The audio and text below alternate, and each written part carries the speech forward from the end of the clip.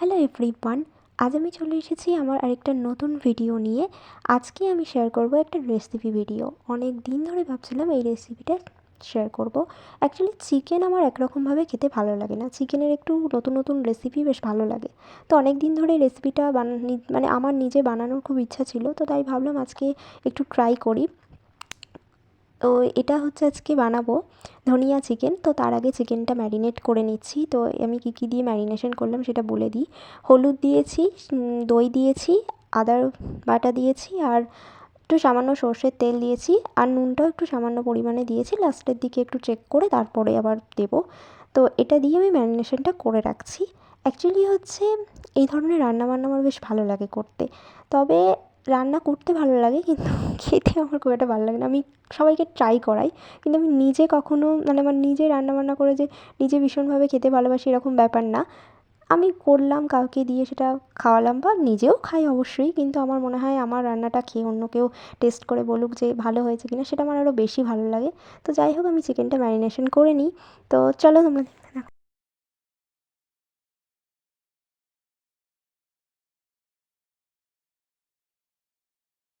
বাকি মশলাগুলো পেস্ট করার জন্য চলে এসেছি। এখানে নিয়ে নিচ্ছি মিক্সিং জারের মধ্যে ধনেপাতা, কাঁচা লঙ্কা আর একটু পাতিলেবুর রস অ্যাড করে দিলাম। তো এবার এটাকে ভালো করে মিক্স করে নিচ্ছি।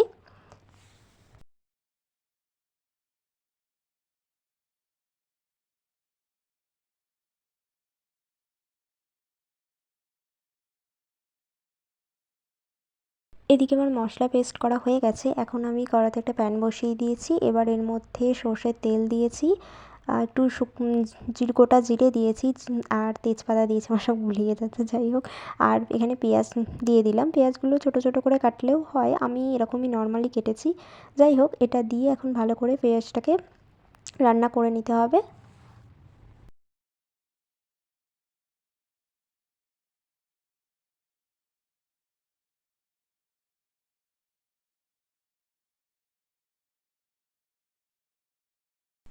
এবার দিয়ে দিয়েছি হচ্ছে একটু রসুন বাটা। অ্যাকচুয়ালি এবার রসুন বাটাটাকেও ভালো করে একটু এর সাথে পেঁয়াজের সাথে ভালো করে রান্না করে নিতে হবে, যাতে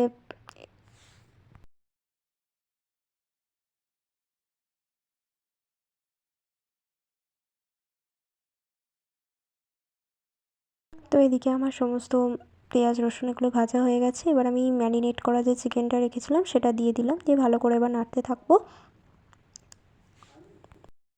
আমি এই চিকেনটার মধ্যে কোনো রকম জল অ্যাড করিনি, শুধু ওই মশলা ধোয়া যে জলটা সেটাই সামান্য একটু অ্যাড করেছিলাম। তাছাড়া বাকিটা চিকেনের থেকে যে জল বেরোয় সে জলেই চিকেনটা সেদ্ধ হয়েছিল। তো এটার মধ্যে আমি আর বেশি কিছু মশলা অ্যাড করব না। তো চলো, একটু কাজু বাদাম ভিজিয়ে রেখেছিলাম, তো সেটাকেও ভালো করে পেস্ট করে নিই।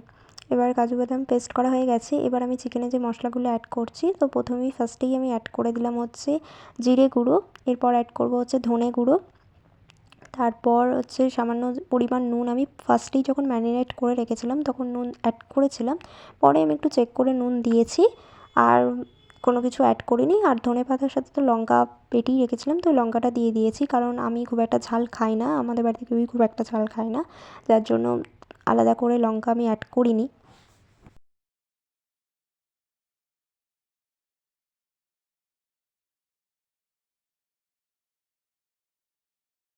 চিকেন থেকে সামান্য যে পরিমাণ জলটা বেরোবে তাতেই চিকেনটা সেদ্ধ হয়ে যাবে। আর এবার আমি ওই যে ধনেপাতার পেস্টটা করে রেখেছিলাম, ধনেপাতা, কাঁচা লঙ্কা আর পাতিলেবুর রস দিয়ে, সেই পেস্টটা আমি এর মধ্যে দিয়ে দিলাম। এবার আমি ভালো করে এটা নাড়তে থাকবো। চিকেনটা এবার ভালো করে নেড়ে নিই। এবার এটাকে ঢাকা চাপা দিয়ে বসিয়ে রাখলে আস্তে আস্তে এটা দিয়ে এমনিই সেদ্ধ হয়ে যাবে, চিকেনের যে জলটা বেরোবে সেটা দিয়েই সেদ্ধ হয়ে যাবে। আর আমি ভালো করে এটাকে চাপা দিয়ে দিয়ে সেদ্ধ করিয়েছি। এবার মশলা ধোয়া যে জলটা ছিল, যেটা ধনেপাতা পেস্টের যে জলটা, ওই জলটা দিয়ে দিলাম হালকা একটু। এবার আমি অ্যাড করবো হচ্ছে ওই যে কাজু বাদামের পেস্টটা করে রেখেছিলাম, ওটা অ্যাড করে দিলাম, এবং ওর সাথে একটু জল দিয়ে দিলাম, ব্যাস এই জলই। এবার এটা চাপা দিয়ে দিলে, ঢাকা দিয়ে আস্তে আস্তে এটা এমনিই সেদ্ধ হয়ে যাবে।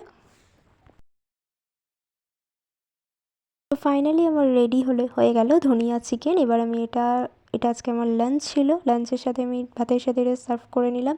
দারুণ হয়েছিল খেতে, মানে আমি নিজে ফার্স্ট টাইম এই রেসিপিটা ট্রাই করলাম, আমার খুব ভালো লেগেছিলো।